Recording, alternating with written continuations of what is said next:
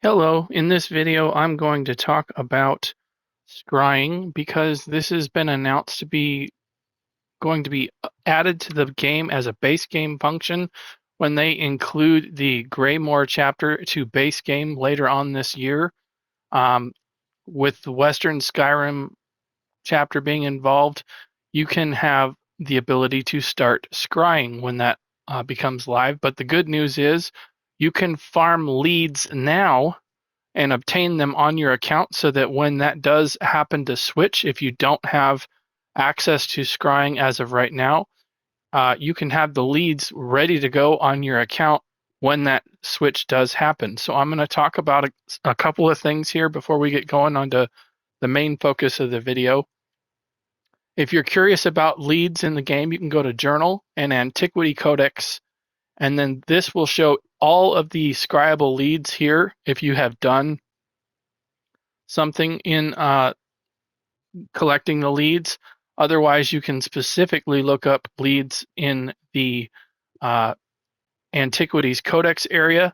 If you go to the DLC area, we're going to mainly be talking today about the Velothi Ur-Mythic, and that was launched with the Necrom chapter, and that is in the Telvanni Peninsula section. So in this video, we're going to talk about these leads here that you can go farm ahead of time so that when that switch happens, you can farm these leads. Now, a couple of things: you will need to have your scrying leveled up to actually dig the leads up, which can take a little bit of time. However, these leads will sit on your account for at least 6 months if you are not an ESO Plus member. If you are an ESO Plus member, then the leads will last for an entire year, essentially. So you will have quite a long time to dig these up. As you can see, I've got 190 days to dig this one up again if I wanted to. There's a 355 day one right here that I just got the other day. So that'll give you an idea of how long you have to actually dig these up. So when the activity of scrying does flip to the base game, you'll be able to go and dig these up once you get your scrying leveled up. A good way to do that is to just start off in Artaeum when you have the ability to level the scrying. I probably am going to do a video on that once that becomes base game, but I thought I would do a video on farming specific leads for mythics in the meantime so that you have a good catalog of stuff to hit the ground running when this does actually hit the live platforms. So right now we're going to start off with the first lead, and that is the Ebony Crossed Sword Chain. And you get this from doing World Boss Daily Coffers in Vvardenfell. So I'm going to show you exactly where you can get this by coming into the Vvardenfell town here. You're going to want to go to the Vivek Temple Way Shrine. And from this way shrine, you're going to go south just down the stairs. And I'm going to show you exactly where this mission giver is because it's a little difficult to find otherwise. There's just not really an icon out here that you can see him. So basically, you're going to want to start from the way shrine here, turn south. You're going to see this big, massive staircase here. You're just going to turn around the corner here to the westward side, and you're going to go into the door here that says Hall of Justice. And then when you walk in here, you're going to turn right into this first door, and then the world boss is straight ahead here, and he is called Velothi Ur-Mage. This is the world boss daily job. There is another one over here called Traylin Ur-Mage. You want to make sure you focus on the Velothi one. This guy, you can absolutely pick up those two if you want to, but this is the one. Velothi is the one you're going to get the Ebony Crossed Sword Chain from when you kill the boss, come back here and turn in the daily. Then you'll get a chance drop at that mythic lead. So that's the first lead that we're covering. The second lead that we're going to cover, I'm going to port out of here. We're going to travel to Apocrypha because the Ebony Shalk mounting lead drops from the Runemaster Apocrypha world boss. And I'm going to cover that boss specifically here in a little bit of a section here because he has some mechanics that can be quite difficult if people don't understand how to beat him. Maybe you're trying to do this when there's not a lot of people online. And so I'm going to talk about the mechanics for fighting this boss that you need to focus on, because he can be a little bit difficult if you're not aware of what is going on. This came out with the Necrom chapter. This is an area of the game that came out with the Necrom chapter, and basically they have a very similar mechanic on this boss to the very first boss in Scrivener's Hall, which was another dungeon that came out in that year. So for this boss, first of all, this little pool right here is poisonous. You don't want to stand in that. I highly recommend, if you're coming over here, bring a tank companion, and then make sure that you are on a pretty tanky build, because this guy can hit pretty hard if you are not on a decent build. I'm not going to do a full fight here, but I'll probably let him kill me just for speed of the video. But I am going to try and see if I can get him to do a mechanic so that I can show you how to negate it. And so what I'm going to do is I'm just going to buff up here. We're going to go ahead and start the fight and see if I can get my companion there to cooperate with me. And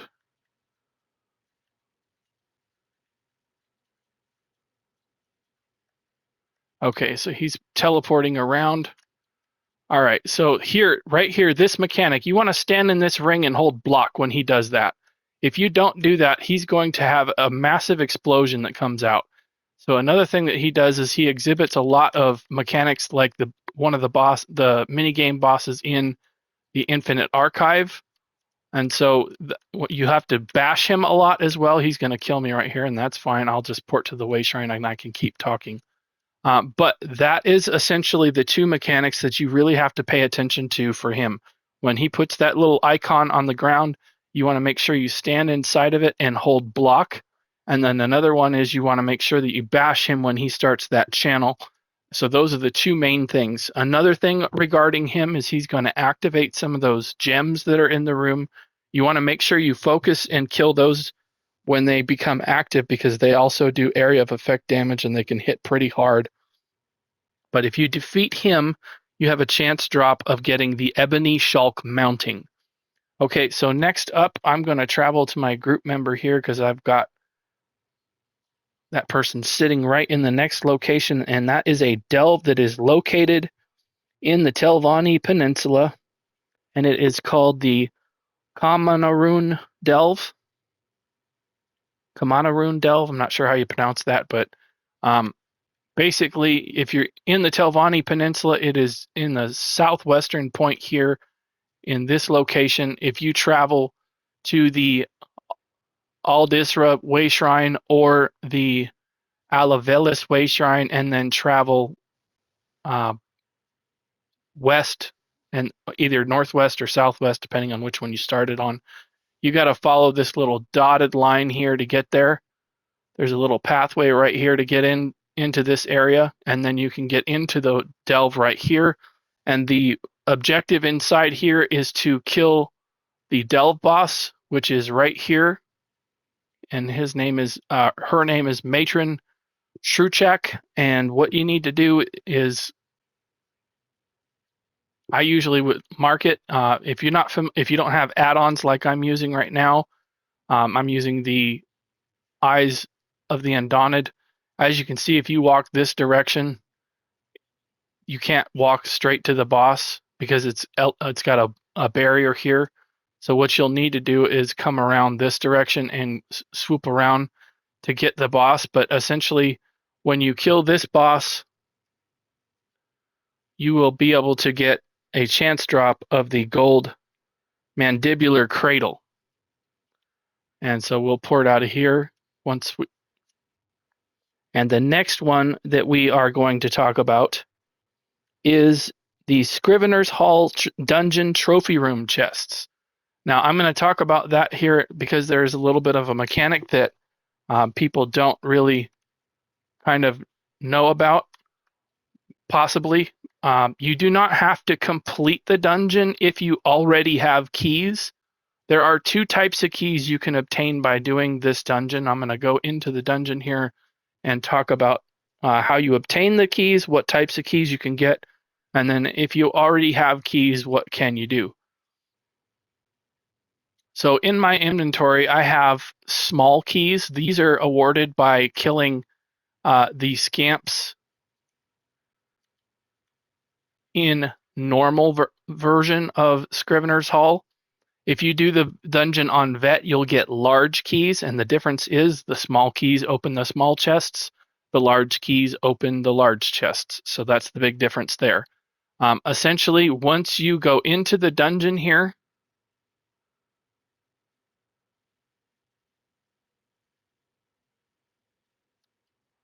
and you go through the doorway once Kashargo opens it up,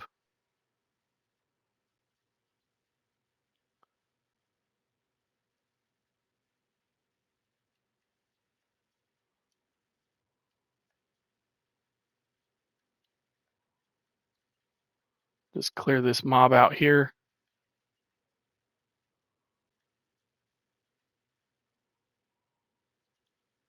Okay, so he's going to open up this, and as you can see on the map right here, the chest room is right here. So you go through this gate and you take an immediate right turn right here on the map, and you can go right into the gate if I turn the right direction, and you can go into the door. You wait for him to open the door for you, and then you can go into the vault. So this is the vault, and as you can see, there are several chests around the room. There are large chests right here that require large keys, but you can also open the small ones with your small key.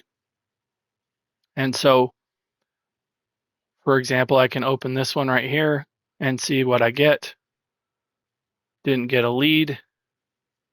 Open this other small chest here. If you're farming the dungeon, this is a good way to fill your sticker book. If you get some keys, because you can get some gear, group up with another person that's got keys and you can trade gear. Also, once you open up, if you save up all the keys, you can fight a boss that spawns in the middle of the room. If you open up all the small keys, he will spawn. Or if you open up all the large chests, he will spawn. So that is a chance drop to get the Golden Shalk Clasp lead. And so for the next, or I should say the final mythic lead, we're going to have to travel to Apocrypha again, and we're going to have to go to the public dungeon. It is called the Underweave, and I want to go there specifically again because there's a little trick that I'm going to show you that you can work on.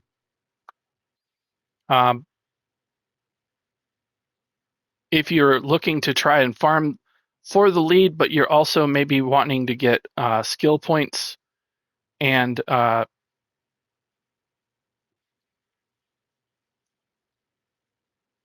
sky shards on your characters. So what I'm going to do is I'm going to show you the group event boss that's in here in the public dungeon, and I'm going to show you exactly which one you can kill on if you, especially if you've got several characters, then you can work on getting multiple characters their skill point and or way shrine discovery. You can also do the mission for the public dungeon, but I'm going to travel to my group member again here. And then when we get here, I will walk through getting to the public group event boss fairly quickly. so that you can farm this lead by getting a skill point and the sky shard. So when you get to the Underweave, you're going to see this bridge straight ahead, and it looks like the sky shard is pretty much right here. It's up on a tiered platform, and so the best way to get to this is to run straight forward over this way and run down here. And I'm just going to run past all this stuff.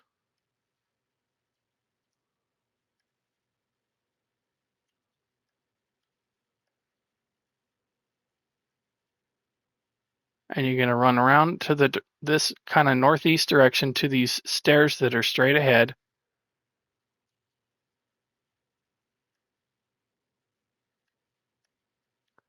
And then you're going to want to go in this door right here.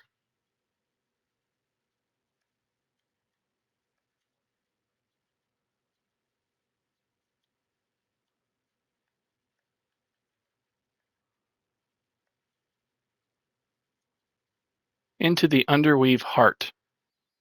Okay, once you get into the heart, we're going to go all the way around. You can kill this boss if you want to. It might have a chance drop on the lead if you want, but I'm going to talk about specifically the group event boss that's in here, so that you can work on kind of double dipping, getting some skill points and some sky shards for your characters if that's something you want to do.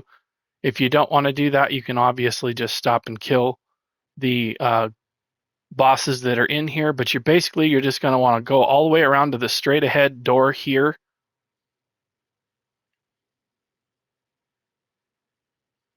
If you take a wide berth there like I did, it's a little bit faster. When you get to this area here, this is where you're going to want to go straight across this bridge. And the group event boss is just on the other side of this bridge here. And he is a little bit of a pain, I will tell you that right up front. There he is there. He is the all-seeing big watcher guy. If you've already killed him and you want to get the sky shard, this is where you want to turn around. You're facing him here. You just came across this. You just flip a U right around this way, and you go up the stairs like this.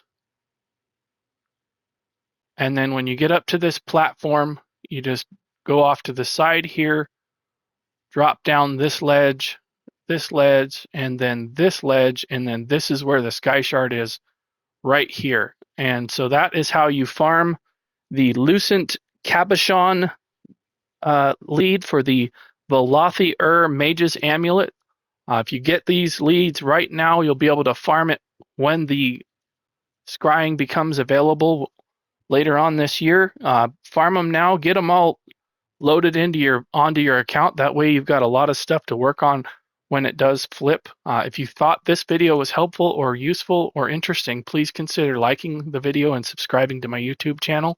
I have a very large catalog of videos that are meant to inspire people to have fun with the game, learn new things that maybe you didn't know. Lots of different categories on there. If you go to my YouTube channel, go to my main page, go to my playlists, and they're all organized by content there. Check them out and see if there's anything else you want to learn regarding the Elder Scrolls Online. Maybe I touch on something that you didn't know.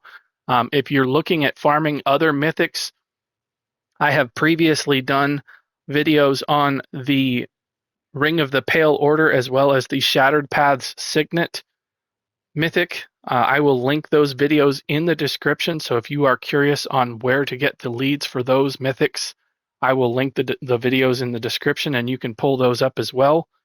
I also have a video for the Shapeshifters chain, if that's something you want to focus on as well. I will also link the video for that in the description. I am going to do some more lead videos for mythics that are valuable in my opinion. So keep an eye out on those. Make sure your notification bell is on so you can see when those videos drop, and you'll be able to work on those as well. Thank you very much for watching. I appreciate all the support. I will see you in another video. Bye.